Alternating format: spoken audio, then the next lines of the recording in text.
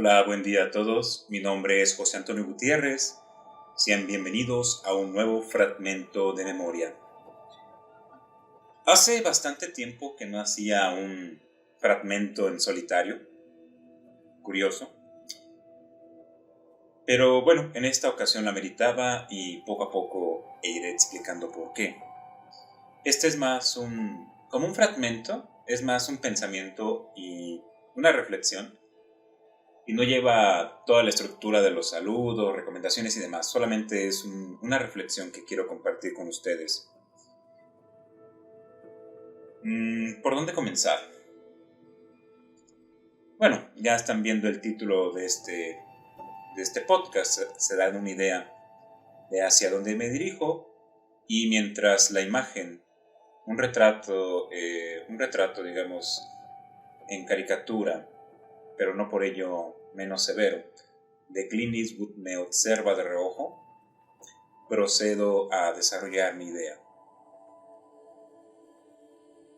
Hay un canal de YouTube que desde ahora se lo recomiendo, si es que no están suscritos ya a él. Literalmente su nombre es Claudio Álvarez Terán, @Claudio Terán. Si escuchan que hablo un poco extraño, es debido a una lesión que tengo en la lengua que me dificulta la pronunciación de ciertos sonidos en particular.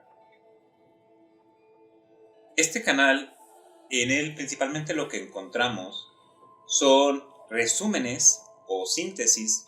Yo creo que más bien el término son resúmenes de las ideas más fundamentales de diferentes libros. Uno de sus autores a los que más recurre es el filósofo moderno Byung-Chul Han.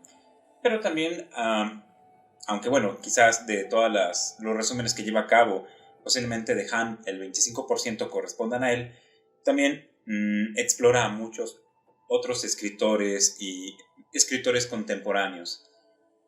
Bueno, le recomiendo este canal, es decir, ¿qué característica tiene? Resume bastante bien la idea central de un libro. Un libro, por ejemplo, de unas 450 páginas, él en 30 minutos te lo explica. Tal vez les pueda parecer mucho de entrada, pero pongan en comparación cuánto tiempo tardarían ustedes en leer y en resumir un libro de 500 páginas. Y bueno, si es mucho menos, ¿qué proporción sería, por ejemplo, a simplemente, en este caso, escuchar? Ya ni siquiera leer, sino escuchar de una manera bastante comprensible y accesible un resumen de 30 minutos. ¿Cuál sería la diferencia? Y bueno, se lo recomiendo desde ya. Voy a buscar poner el enlace directamente en la descripción del podcast para que vayan y se suscriban. Si por alguna razón les gusta lo que yo hago en cuanto a contenido intelectual, más allá de nuestras críticas y películas, pues definitivamente creo que este canal que estoy recomendando, el de Claudio Álvarez Terán, será para ustedes. Ya hace 3 meses, al momento de grabar este pensamiento, este podcast, él había publicado un video resumen de una obra llamada El siglo de la soledad, de Norina Hertz. Y me llamó bastante la atención el título, sobre todo de entrada. O sea, yo sé que no es un título sensacionalista, sino que es un abordaje serio de la soledad, simplemente del fenómeno de la soledad, simplemente por el material al que me tiene acostumbrado este youtuber, del cual solamente conocemos su voz y una breve imagen, ¿no? Tengo la impresión de que es argentino, no lo puedo asegurar. Por algunos ejemplos que da, tengo la impresión de que es argentino, pero digo, nuevamente no me consta. Pero hace un excelente trabajo realmente. Su dicción es muy pulcra, su presentación también es muy ordenada, muy esquemática, y sin lugar a dudas el resumen que lleva a cabo es excelente. Y bueno, escuché de hecho este resumen, lo escuché incluso con mi esposa cuando íbamos en la luna de miel en el camino, y también a ella le interesó. No hemos hablado mucho del tema, pero bueno, ya regresando de la luna de miel y visto todo lo que ha pasado, yo tuve tuve una lesión en el pie, entonces hay muchas cosas que no he podido llevar a cabo como quisiera. Me preguntaba si valdría la pena comprar este libro. Su costo no es muy alto, son como 350 pesos, Pero bueno, si me escuchan en Latinoamérica, generalmente hay, digamos, gastos prioritarios, ¿no? Los libros son hasta cierto punto un artículo de lujo, puesto de que puedes o piratearlos, o puedes, por ejemplo, comprarlos en digital. En digital generalmente valen como la tercera parte, pero es muy diferente la experiencia de leer un libro que leer en digital, y eso que yo, por necesidad, tengo que hacerlos ambos, ¿no? Bueno, tengo que hacerlo todo.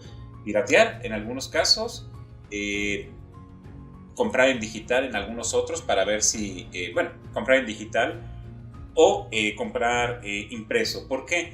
Bueno, digamos comprar el original. Hay algunos libros que, aunque los tengan digital pirateados, siento que no vale la pena imprimirlos, la calidad es muy inferior y el costo de las impresiones ha subido bastante, entonces prefiero comprarlos, ¿no? Además es una forma directa, indirecta de apoyar al autor. Hay un analista, hay digamos un seguidor del terror Lovecraftiano y de este autor en particular, de Howard Philip Lovecraft, español, ahorita no recuerdo su nombre, pero le di mi voto de confianza. En cada uno de sus videos, no en todos, pero casi al final en la mayoría, suele hacer, digamos, un pequeño comercial a sus propias obras. Él es analista, seguidor de Lovecraft y también escribe terror Lovecraftiano. Le di mi voto de confianza y en lugar de intentar piratear su obra, la busqué en Google Play y ahí estaban a un precio accesible, así que lo compré. No sé cuánto reciba él, quizás un 80% del dinero del dinero que cuesta el libro digital. Para él serán quizás unos 4 euros, tal vez 5 euros con suerte, pues que les servirán al menos para tomarse un café, ¿no? Disfruté bastante su obra, debo decirlo, es mucho mejor de lo que esperaba, muy muy fiel al estilo de Lovecraft, para bien y para mal. Tiene un pequeño defecto que me gustaría en algún momento darle una retroalimentación. No sé qué tanto escucha él a otros, no sé qué tanto lee y retroalimenta a los comentarios que le hacen en YouTube, en su canal. Antes de abordar directamente el tema del siglo de la soledad, sí quiero aprovechar, estoy haciendo mucho spam, lo siento, para recomendarles otro canal. Déjenme ver, porque me parece que es un excelente trabajo en lo que se dedica, pero que no tiene la suficiente difusión, no tiene muy pocos suscriptores. Es un canal pequeño, tiene 942 suscriptores al momento de leer esto, pero me parece que sus resúmenes, a su vez, de videojuegos, Claudio Álvarez Terán hace resúmenes de libros, y este canal que les estoy hablando se llama con doble M, Immoral Flame, es @ImmoralFlame, tiene tan solo 942 suscriptores y él se dedica a algunos let's play, pero sobre todo a hacer resúmenes bastante impecables, creo yo, de videojuegos, sobre todo de RPGs clásicos. Acaba de hacer uno de La Leyenda del Dragón, un videojuego de la PlayStation, y me encantaría, estoy esperando que haga el de Background Story. Creo que este hombre tiene la capacidad para hacer un resumen realmente justo de este videojuego, ¿no? Un videojuego que ha sido casi olvidado, y desde luego que espero también con bastante, no con ahínco, pero espero cuando haga el resumen de sagas como Parasite Eve. En fin, también quería aprovechar para comentarlo, es Immoral Flame, por favor, suscríbanse a él si les gusta también lo que hablamos de videojuegos aquí, háganlo, es un canal que merece crecer, es realmente muy muy bueno. Digamos que yo le tendría, no sé, el término no es tanto envidia, pero sí admiro su trabajo, o sea, es mucho mejor de lo que yo hago. Me gustaría alguna vez hacer algo de ese nivel de calidad. Pero bueno, cada quien tiene su estilo y sus posibilidades, ¿no? Vayan, suscríbanse por favor, se lo recomiendo bastante. Abordando ya el tema del siglo de la soledad, les comentaba, pues decidí arriesgarme. De hecho, si no mal recuerdo, creo que la dinámica fue la siguiente. El libro evidentemente no está en pirata, no está para piratear, nadie se ha dado la tarea todavía de escanearlo y digitalizarlo, pero afortunadamente esta autora tuvo el buen gusto de publicar una versión digital en la Play Store, y una ventaja que tiene la Play Store es que tú puedes descargar una muestra gratis, ¿no? Cuando es un libro extenso, digamos de 500 páginas, pues puedes descargar unas 60 páginas y generalmente en ellas viene el índice. Ahí puedes darte más o menos idea de la composición del contenido de este libro. Y bueno, también puedes leer un poco de los primeros capítulos, 2 o 3 capítulos máximo. Lo mismo hice con el libro del español, por cierto. puedes leer un par de capítulos y darte cuenta si el libro te convence o no. Y sí, a mí literalmente me atrapó. O sea, dije, sí, yo leí poco, leí como 20 páginas y dije, ¿sabes qué? Este libro es para mí. ¿Por qué? Porque si bien Álvarez Terán hace un excelente resumen, hay muchos ejemplos, muchos datos, algunas tablas en las cuales no profundiza y cuya información me parece puede ser muy interesante. Y a partir de este solo párrafo que voy a leerles, voy a desarrollar la idea que dio origen a esta reflexión que quiero compartir con ustedes. Primero leo y después me explico. Dice, página 22. Al mismo tiempo, la estructura de la comunidad, palabra con la que me refiero a esos espacios físicos en los que la gente se reúne para relacionarse y crear vínculos de amistad, se ha visto, cuando menos, gravemente dañada. Se trata de un proceso que en muchos países comenzó antes de la crisis económica del 2008 y que luego se aceleró vertiginosamente, cuando las políticas de austeridad de los gobiernos se ensañaron con las bibliotecas, los parques públicos, las instalaciones de recreo y los centros sociales de casi todo el planeta. Pausa aquí. Si bien Lorena Hertz se enfoca mucho en Europa, se enfoca mucho en Estados Unidos y por alguna razón me parece que en Argentina, estas políticas de austeridad tan características del neoliberalismo no son exclusivas de estos países. Si les suena también a los que me escuchan en México, esta austeridad también es dañina para la población. Ya hablaremos por qué. Continúo. En el Reino Unido, por ejemplo, la tercera parte de los centros juveniles y casi 800 bibliotecas públicas cerraron sus puertas entre el año 2008 y 2018. Mientras que en Estados Unidos, los recursos destinados a las bibliotecas se redujeron en más de un 40% entre el año 2008 y 2019. Todo esto es de suma importancia, porque en esos lugares no solo nos reunimos, sino que en ellos también aprendemos a comunicarnos con los demás.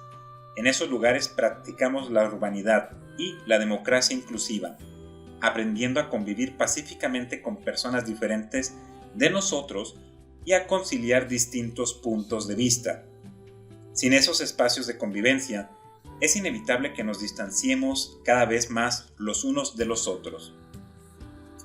Muy bien, a partir de aquí quiero desarrollar mi recuerdo, mi reflexión. De entrada, al ver esa reducción y cierre de bibliotecas públicas, pues parece ser lógico y parece tener sentido, pero el que parezca tener sentido no significa que esté bien. Me explico. Porque pueden decir, pues sí, o sea, ¿qué sentido tiene que haya bibliotecas públicas pagadas con nuestros impuestos si actualmente los jóvenes y los adultos pueden acceder a mucha más información de una manera más cómoda y más rápida a través de Internet? Si en Internet puedes encontrar los libros, si puedes comprar los libros, por ejemplo, a través de Amazon, o simplemente puedes ver videos y resúmenes que te explican el tema sin necesidad de salir, permaneciendo en la comodidad de tu casa o escuchándolos un audiolibro mientras vas en el camión, mientras vas en el transporte, etcétera, etcétera. O sea, ¿para qué ir a un lugar con desconocidos en el que te atienden mal, etcétera, etcétera, prejuzgando? Y he ahí el problema, pensar que las bibliotecas únicamente cumplían la función de ir y sacar libros de ellas. Eso pues nos habla acerca de no tener un criterio amplio acerca de los espacios y los servicios públicos. Me explico. Yo, voy a hablar un poquito acerca de mi juventud. No todas las bibliotecas son esas bibliotecas grandes, son esas bibliotecas altamente burocratizadas. Aquí en la ciudad en la que estoy, cerraron recientemente una biblioteca que estaba en la zona centro y porque, supongo que ya mucha gente no iba y básicamente porque hay una biblioteca mucho más grande a un par de kilómetros, accesible en transporte público y con bastante más catálogo, ¿no? Y más bonita, digamos, en cuanto a arquitectura y aparentemente más atractiva porque alrededor hay jardines y otra infraestructura. Sin embargo, el problema con esas bibliotecas grandes es su misma burocracia. Son espacios en donde sí tú puedes ir, sacar un libro para leerlo allí o quizás llevarlo a tu casa, pero no poco más que eso, o sea, no haces más que eso. Puedes apartar alguna de esas salas para hacer juntas presenciales, aunque también actualmente podemos hacer esas juntas, digamos, virtuales, siempre y cuando no hagas mucho ruido. Y los eventos vienen ya en su mayoría programados desde pues el instituto correspondiente, ¿no? Digamos, todo está muy estructurado y hay poca flexibilidad. Sin embargo, y ahora acompáñenme al pasado, yo en mi juventud, digamos en mi adolescencia, secundaria, bachillerato, sobre todo en secundaria, bachillerato fue el punto de inflexión. Pues en secundaria no era una persona particularmente sociable, me costaba socializar con otros porque pues el entorno inmediato en el que estaba, muchos de mis familiares y muchos de mis vecinos, pues no compartíamos intereses en común, no compartíamos muchos intereses, entonces yo me sentí un poquito como incomprendido, algo típico de la adolescencia, ¿verdad? Sin embargo, tuve la buena decisión durante la adolescencia de interesarme en hacer servicio social en un lugar diferente. En lugar de hacerlo en el museo o hacerlo en algún lugar que se decía que no, pues métete aquí, nada más vienes un par de semanas y no haces nada o das un dinero y ya terminaste tu servicio. Yo tenía fíjense, yo tenía la idea de, no, pues quiero hacer algo diferente, la verdad sí quiero hacer algo como más o propositivo o útil para la sociedad o no sé, al menos hacer algo que valga la pena. Y me acuerdo que me llamó la atención un stand, porque antes hacían ferias profesiográficas, ferias de servicio social en donde varias instituciones, digamos, se presentaban y te invitaban a hacer tu servicio, creo que ya no se hace, es una lástima. Me llamó la atención una en donde había pues, ¿qué sería? No me acuerdo exactamente qué era, no era una lona, era algo, un anuncio en el que básicamente decían, ¿te interesa hacer un programa de radio? ¿Te interesa participar en teatro? Etcétera, etcétera. Y estaban dos chicas de servicio justamente, me apunté y me registraron. El director de aquella institución me dijo que si yo me hubiera acercado en aquel momento y él hubiera estado a cargo, con lo neurótico que era yo en esa época, pues no me hubiera permitido, ¿no? Afortunadamente no estaba allí y yo me inscribí al servicio social. Y bueno, si bien en aquel entonces no hice nada de radio, tardaría todavía bastantes años en hacerlo y lo haría por otros medios, pues tuve la oportunidad a través de ello, me inscribí para un año, en aquel entonces era para un año, no solo para 6 meses o 4 meses. Me inscribí para un año y allí duré varios años, digamos, colaborando con ellos, ¿no? A través de esto me introduje a lo que fue al mundo del teatro, la promoción cultural, conocí a varias personas con las que, bueno, conviví en aquel entonces y a las cuales inclusive, pese a la distancia, sigo teniendo cierto contacto, es decir, establecí vínculos con personas de un espectro más amplio, inmediato al de mi comunidad, al de la colonia en la que vivía. Pero aparte, como yo tenía que, saliendo de la escuela, había un poco de tiempo muerto para empezar a hacer mi servicio, básicamente a la hora de la comida. Yo de mi escuela me iba caminando al servicio social y pues allí a veces tenía tiempos muertos. Eso me permitió, una motocicleta, eso me permitió, digamos, a su vez curiosear por los negocios que estaban en los alrededores. Hay uno que si eres leonés posiblemente lo conozcas, se llama Dragon Cards. Sigue existiendo, nada más que bueno, en aquel entonces novedoso, pues yo lo conocí y allí, digamos, conocí también a varios amigos que siguen estando pues cercanos a mí. Varios de ellos son mis compadres, uno de ellos son nuestros padrinos de matrimonio. Entonces, digamos, se establecieron buenos vínculos y de eso a la fecha ha llovido bastante. Es un poquito triste, ¿no? Cómo terminó todo en el sentido de que, pues, varios de allí tuvimos diferencias, por decirlo menos, con el dueño del local. Es una lástima, la verdad, pues él se lo pierde. Él, digamos, se ha perdido. Yo creo que se ha cerrado muchas puertas por su personalidad tan... no sé cómo describirla. Celosa, posesiva. Digamos, sí, celosa y posesiva y conflictiva. Le ha cerrado seguramente muchas puertas y pues se mantiene haciendo lo mismo. No ha tenido una evolución, no ha habido una evolución de él desde ese tiempo a la fecha. Es una pena, pero sí le agradezco que allí conocí a personas muy valiosas para mi vida. Allí, bueno, tenía un espacio que era semipúblico, que era la floración del mezquite. Saludos, por cierto, Enrique Jiménez, si escuchas este episodio. Tenía un lugar semipúblico, como la floración del mezquite, para conocer personas y relacionarme con otras personas. Luego tenía otro espacio comercial, pero a un precio muy accesible, realmente pues, era accesible para un estudiante, imagínense. Como lo fue Dragon Cards, buenos años aquellos, donde conocí pues a muchos amigos actuales y también a banda friki en general, a banda que le gustaba en aquella época, que era algo también visto, todas las cuestiones de animación, videojuegos, manga, cómics, etcétera, etcétera, ¿no? Entre otras cosas. Y finalmente, también andando por esos rumbos, en algún momento me llamó la atención la literatura por algunas cosas que leímos en el bachillerato de Jorge Luis Borges. Entonces, aprovechando que la biblioteca, una pequeña biblioteca de barrio, me quedaba cerca, bueno, mucho más pequeña que la que está actualmente, la, digamos, estatal, esta biblioteca municipal, pues yo me acerqué a ella y le pregunté al encargado si tenía libros de Howard, si tenían libros de Jorge Luis Borges. Al encargado le llamó la atención, le dio gusto que un joven fuera allí buscando literatura de Borges, y a partir de ello, bueno, sacamos un poco de conversación. Y sacar conversación, pues bueno, ya nos llevó a interactuar en muchas otras ocasiones. Recuerdo que en aquel entonces me recomendó un texto. Me decía, si te gusta este tipo de cosas, llévate este pequeño libro de Lovecraft. Y fue el de... ¿cuál era? Olvidé cómo se llama. No era la de Las montañas de la locura, era otro. El de... no puede ser que olvidara este libro. El que ocurre en una granja. Perdón, lo he olvidado. No es el de Las montañas de la locura, es otro en particular. Pero ese me lo llevé y a partir de allí, pues bueno, comencé a leer a otros autores. No solamente a Borges, también a Lovecraft. Curiosamente en aquel entonces no tenía mucho interés por Tolkien, pero empecé a leer también a Kafka. Fue la época en la que leía mucha literatura. Ya actualmente leo otro tipo de cosas, más por la universidad y por la maestría, ¿no?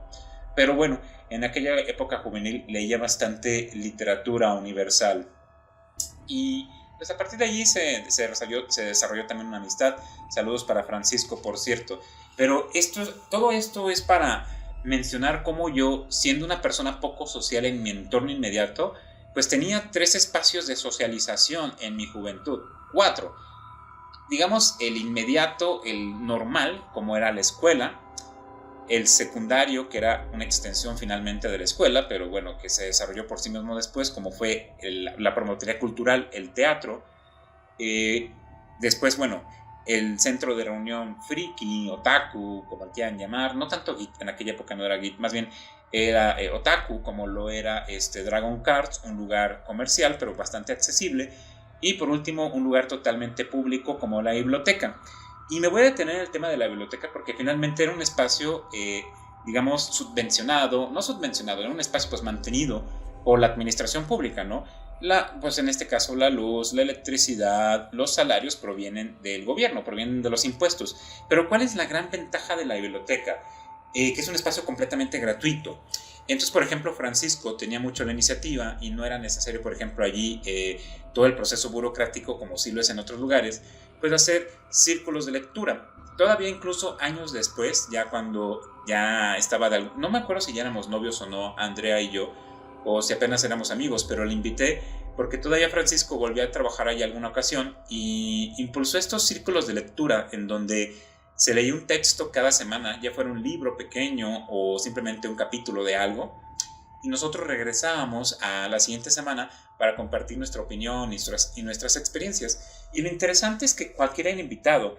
Las copias las ponía la misma biblioteca, los libros los ponía la misma biblioteca, entonces solamente compartíamos una sala, un poco de café, galletas que no me acuerdo si los ponía la biblioteca o nosotros mismos llevábamos, ahí sí no estoy seguro, pero podíamos platicar y encontrar a las personas tan diversas como un hombre retirado de 50 y tantos o 60 años, algunas mujeres mayores ya no sé, de 50 y tantos también. Y bueno, estaba Francisco también, un trabajador, en este caso, bueno, un trabajador de biblioteca, no me acuerdo qué edad tenía en aquel entonces, y nosotros dos, ¿no? Que éramos los más jóvenes del grupo, Andrea y yo. Pero me explico, esa es la gran ventaja de una biblioteca pública, es un espacio en donde conoces a gente diferente y que es totalmente público. Y este tema me parece muy interesante porque es uno que me ha llamado la atención de un tiempo a la fecha, lo que es el espacio público y el derecho al espacio público de calidad, un concepto como lo es también el de la arquitectura hostil. el de que se hagan bancas, el que se hagan lugares, los cuales son hostiles para que la gente se siente o se acueste en ella, para evitar que los vagabundos, por ejemplo, pernocten allí, que duerman allí, o simplemente de que si tú quieres sentirte cómodo, pues tienes que pagar por ello. Es muy diferente estos lugares que les platico. De los típicos centros comerciales, hay un par en esta ciudad que son espantosos porque el estacionamiento es una plancha de cemento, hay muy pocos árboles y el lugar está lleno de tierra. Es horrible estar allí, sobre todo por el clima de esta ciudad. Es un sol cancerígeno, tal cual. Entonces, pues si quieres guarecerte, si quieres, no sé, estar fresco, tienes que entrar al centro comercial. Pero para estar allí sin sentirte incómodo, sin sentir la presión social o que te permitan, digamos, sin que te corran al poco tiempo, permanecer sin problemas sentado en una silla de plástico, en una mesa de plástico cuadrada, con bastante ruido a tu alrededor, pues tienes que pagar, ¿no? Tienes que consumir. Y estos espacios públicos, entre comillas, estos centros comerciales, pues están enfocados a que consuman. Entonces, es muy diferente el acceso a ellos de una familia de 4 o 5 personas que tienen que gastar en transporte público para desplazarse ellos y a lo mejor en alimentos para los niños. Me explico, o sea, cuando una salida de esas cuesta el equivalente a 1,000 pesos, el equivalente a $50, tampoco, tan poquito. Sí, bueno, $50 para una familia de escasos recursos, pues ya no se vuelve ya no es tan accesible para todos. Entonces, digamos, sí, existe el espacio público, pero es un espacio público que tiene costo. Lo mismo pasa con algunos parques que no son del todo gratuitos y que todo te lo cobran. Además, porque están lejos de, digamos, de las viviendas de estas personas. Hay un parque aquí cerca de la casa que los fines de semana se abarrota. Es incómodo, pero está bien. Es gente que no tiene tiempo libre entre semana y que no tiene digamos, un espacio público de calidad cercano a sus hogares. Entonces vienen allí y hacen casi una kermés, ¿no? Hay puestos, llevan comida, juegan, a veces hay eventos, hay eventos de baile, hay competiciones de diferentes cosas. Entonces eso está padre, el empleo del espacio público. Lo que quiero señalar es que cada vez hay menos espacios públicos de calidad en las ciudades y los que hay son espacios que tienen costo. Y es un tema del cual me interesa platicar. Durante la pandemia, como yo soy docente y en las primeras meses de la pandemia las horas de clases se redujeron drásticamente, pues mi ingreso se desplomó básicamente. Entonces estaba un poquito desesperado por encontrar algo con lo cual subsistir. Y entonces estuve investigando y en algún momento consideré la posibilidad de estar participando en convocatorias culturales, artísticas, literarias, ensayísticas. Y una de ellas es de una revista de la Ciudad de México, nada más que no me acuerdo cómo se llama. Es una página que tiene que ver acerca con urbanidad y ciudades inteligentes y ciudades más humanas. No me acuerdo exactamente cómo se llama. Todavía de vez en cuando me llegan algunas noticias a través de correo electrónico. Y una de las convocatorias que hicieron era escribir un cuento. Lo mandé, no gané nada, pero bueno. Sin embargo, ahí tuve un contacto con este concepto de la ciudad un poco más humana, más amable, no tan hostil como lo son a veces nuestras ciudades en donde pues hay poco espacio para que la gente se reúna. Claro, yo vivo en un barrio, entonces tengo una zona semipeatonal cerca. Está la iglesia, está un kiosco, está un parque. Incluso aquí les vale, esta calle la cierran y se ponen a hacer su verbena en la calle. Hace unos días fue tan divertido. Hay pues qué será, no es un negocio, hablando de espacios públicos de reunión y de escucha y de atención. Hay una sucursal, creo que es el término, sucursal de Alcohólicos Anónimos aquí cerca y celebraron su aniversario. ¿Cómo sé esto? Porque tenían las bocinas a todo volumen. Yo estaba intentando hacer mi tarea, pero era casi inevitable escucharlos. Sin embargo, sí, traían muy buen ambiente.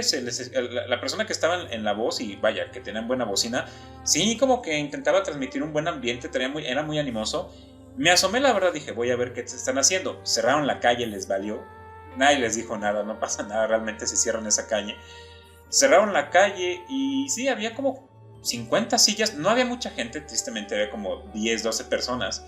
Pero bueno, más tarde, sin embargo, llegaron unos mariachis. Y más tarde llegó un grupo que sí puso todo el ambiente, puso cumbias y la verdad sí se escuchaba muy bien. O sea, Yo no salí porque, no me acuerdo, creo que Andy estaba enferma y yo tenía algo también por lo que mi pie todavía me estaba fallando mucho, entonces no podía ir como a bailar.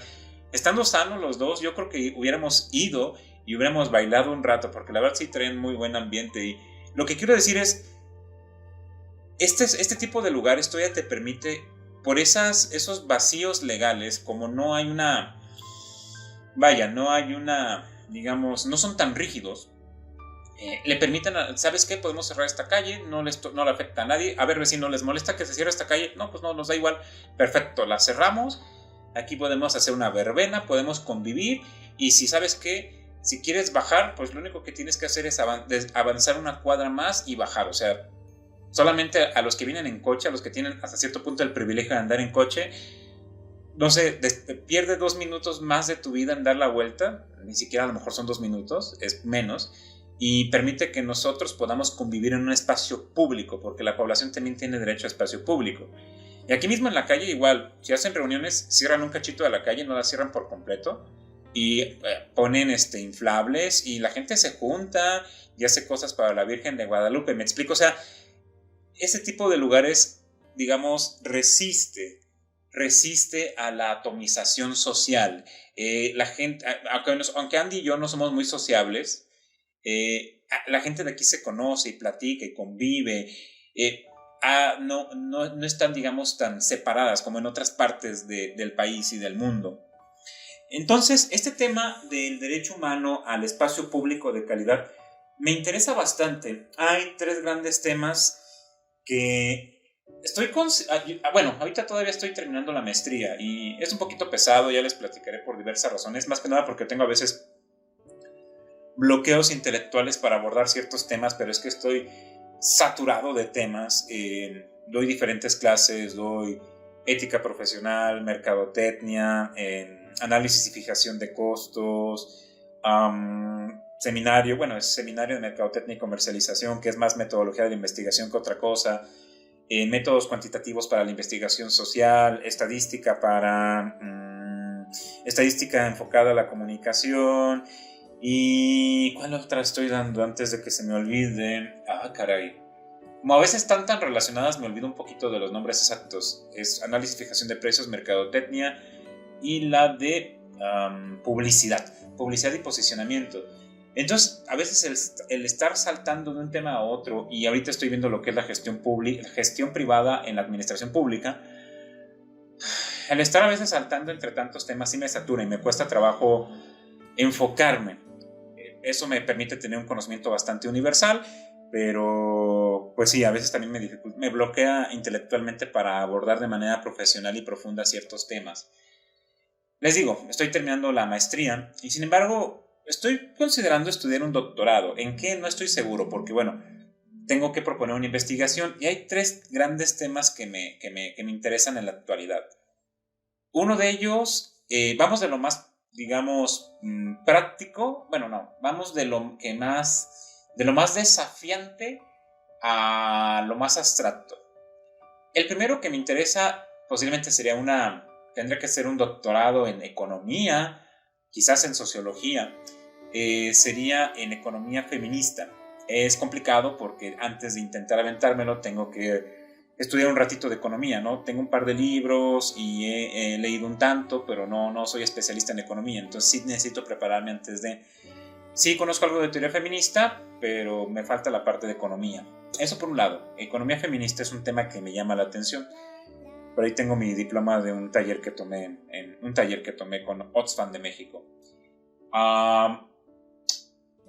El otro que me llama la atención es el de, hablando de esto, la propuesta de el espacio público de calidad como un derecho humano. Cómo implementarlo en una ciudad como esta. Digamos, es de los más pragmáticos e inmediatos. Nada más no sé exactamente qué carrera me lo permitiría. Un doctorado que me lo permita. Sociología, supongo. No estoy seguro de que otros en la ciudad tengan esa orientación. No hay uno como trabajo social como tal hasta donde recuerdo. Tendría que ser sociología y no sé si está disponible. Claro que sería con la Universidad de Guanajuato y sería meterme en pleitos con ellos y el enfoque sería directamente con el Instituto Municipal de Planeación. digamos, es el más pragmático. Sin embargo, ahí tendría que meter justamente la gestión política, porque pues, sería negociar con el municipio y el estado, ¿no? Y ellos, pues desde luego hay algo de corrupción acerca de cómo planear y cómo diseñar el espacio público. Aquí va más a la ganancia de los empresarios y de los políticos que, digamos, se corrompen y los apoyan, no hacen negocios con ellos, que el de la población. Eso por un lado. Entonces, ese me intriga también. No sé qué tan viable sea, dependerá del doctorado y del pleito que me aviente con la universidad. Yo tengo una mala relación con la universidad estatal, con la universidad de este estado. Tengo una mala relación porque siempre tuve muchos conflictos con su cuerpo académico. Tuve muchos conflictos, básicamente. Los acuso de hipócritas y no particularmente de muy buenos docentes, independientemente de qué tal sean como investigadores. Pero sí, los acuso de hipócritas y malos docentes. Y bueno, imagínate, tener un alumno así, pues no te facilita las cosas, ¿verdad?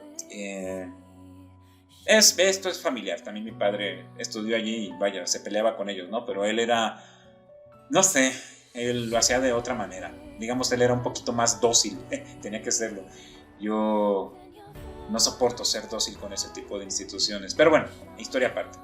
Y chisme aparte, o sea, la universidad se salvó, ahora sí que la pandemia le cayó también como anillo al dedo, porque traía un movimiento fuerte de parte de los estudiantes por todas las acusaciones de acoso sexual que ha habido en contra de personal administrativo y docentes. Nada más que sí, la pandemia le permitió que se enfriara un poco ese asunto, sobre todo por la tibieza y la complicidad de las autoridades. O sea, no han tomado cartas en el asunto, han preferido proteger a sus digamos, amigos, favoritos, colegas, socios, yo qué sé. Entonces sí, les cayó como anillo al dedo. Entonces no crean que, pues esta universidad no es trigo limpio tampoco, ¿eh? Ese es un segundo tema. Me apasiona el espacio público como un derecho humano, sobre todo su implementación y que se considere para la planeación urbana de ese tipo de ciudades un poco más inteligentes, más humanas. Y por último, el más abstracto de todos sería en memética, básicamente hablar de los memes, profundizar pero los memes desde la perspectiva de Richard Dawkins y la perspectiva específicamente de Susan Blackmore. Profundizar en ello está más enfocado, el tema de los memes es muy abstracto y pueden marcarse en mercadotecnia, no sé si tanto en psicología, sociología sin duda, comunicación también, incluso en publicidad. Ahora sí que dependa de lingüística, ni se diga también. Depende desde antropología, depende desde qué perspectiva quiera abordarlo, pero sí es tan amplio y hasta cierto punto tan abstracto que es como el menos práctico de llevar a cabo. Si le presento eso a la universidad, a la de aquí, me van a... Bueno, tal vez en la Facultad de Artes, el doctorado en Artes sería raro, pero es como que en el que también puede encajar. Nada más que sí sería muy, muy mamador de mi parte decir, sí, soy doctor, tengo doctorado en Artes. No, cállate, me volvería insufrible más. Pero pues es algo que estoy pensando a futuro. Estoy pensando la posibilidad de aventarme un doctorado. Pues un poquito más por ego, siendo honestos, por el título, tal vez. Pero también pues, digamos, me permitiría acceder a docencia mejor pagada, ¿no? Le pagan mucho mejor a alguien con doctorado que a alguien solamente con licenciatura. Bueno, con maestría, ni se diga a alguien con licenciatura. Pero sí, mínimo por ego, porque, no sé, o sea, digamos, quedarme solo con licenciatura es como quedarme un poco corto de mis posibilidades intelectuales, ¿no? La maestría, ahí voy más o menos, y el doctorado ya es como pues, mi desafío, o sea, realmente sí es desafiante. Evidentemente los doctorados no son para cualquier persona, pero bueno, puedo decir, soy doctor José Antonio Gutiérrez. ¿Eres médico? No, en realidad soy doctor en economía, pero a ver, te puedo ayudar en tus finanzas personales. Sería una tontería, ¿no? Por decirlo de alguna manera. Pero bueno, entonces, el tema del espacio público y las implicaciones que ha tenido digamos, en el no se dice así, no es además de que no lo puedo pronunciar más, no es el incremento en el fenómeno de la soledad en nuestros tiempos, que obviamente se vio, digamos, agudizado por la pandemia, pero pues sigue subsistiendo, ¿no? Era algo previo a la pandemia solamente lo evidenció, sin embargo es un tema no resuelto. Para ir cerrando, si este tema, el de la soledad en nuestros tiempos, sus causas y posiblemente algunas formas para combatirlo, el libro todavía no termino de leerlo y posiblemente haga algunas anotaciones más en un futuro, aquí en el podcast o quizás en Facebook. No creo tener mucho tiempo para escribir artículos al respecto. Pues le recomiendo este libro, El siglo de la soledad, de Norina Hertz. Hertz como las ondas. Sí son ondas los hercios, ¿no? No, creo que hercios es una medida de energía. Ay, perdón, mi ignorancia respecto a este término físico. Norina con doble E, Hertz, H-E-R-T-Z. El siglo de la soledad, editorial Paidós. A mí me costó como 350 pesos, que en dólares es un chiste para los que ganen en dólares, es un chiste. Pero para un mexicano de clase media o en condición de pobreza, pues sí, 350 pesos son los varios kilos de carne, ¿no? Si tú piensas gastarte ese dinero en unas caguamas, bueno, disfrútalas, pero te recomiendo que no te compres ese cartoncito y mejor te compres este libro. No es mucho dinero, bueno, no todo el mundo lo tiene, pero no es tanto dinero. Y puede ser un aprendizaje, una reflexión que será duradera, no duradera, pero que puede ser útil o trascendente para toda tu vida, ¿no? O al menos para que tengas un tema interesante del que platicar en tu siguiente reunión, que no solamente sea cómo te chingaste un cartón de caguamas con tus cuates. Que mira, yo no te estoy criticando, siendo consecuente con este libro. Si tú tienes la posibilidad de chingarte un cartón de caguamas con tus amigos y platicar y conversar de política, religión, anime, filosofía, series de televisión o lo que tú quieras, adelante, échate esas caguamas con tus cuates. Pero también tienes la alternativa, cómprate el libro y aviéntate una tarde de café, que es bastante más económico, con tus cuates y platiquen acerca del mismo, ¿no? En fin, es algo que quería compartir. Yo tuve la fortuna en mi juventud de contar con estos espacios para desarrollarme, no solamente el de la escuela, sino también la floración del mezquite, Dragon Cards y una biblioteca pública. Muchos de los jóvenes actuales no cuentan con este tipo de espacios, tienen que encontrar otros lugares para relacionarse, para poder desarrollarse y, digamos, comunicarse con otras personas. Y estamos en una crisis de la socialización, en donde cada vez es más difícil para los más jóvenes comunicarse con otros. Los mensajes son breves y son hasta cierto punto muy esquemáticos, muy reducidos. A veces hasta predeterminados, con la escritura predictiva. Ya les da angustia a veces hasta hablar por teléfono. Entonces es importante, creo yo, que reflexionemos acerca de este fenómeno. Y vaya que no soy la persona más sociable del mundo, aunque como están las cosas, quizás soy más sociable de lo que parezco. No sé, por lo menos yo interactúo con más de 100 personas cada semana, entre todos mis alumnos. Y bueno, aunque no los puedo ver, a cada uno de ustedes les agradezco que me escuchen y les agradezco que compartan este audio con otras personas. Muchas gracias por escucharme y espero que esta pequeña reflexión, pero como siempre me extiendo, haya sido de su agrado. Mi nombre es José Antonio Gutiérrez, que tengan un excelente día y mejores por venir. Hasta pronto. Que por cierto, ya casi estamos a punto de cumplir, creo que ya 12 años del podcast. El 11 de febrero tenemos que hacer algo especial. Esperen el programa. Bye.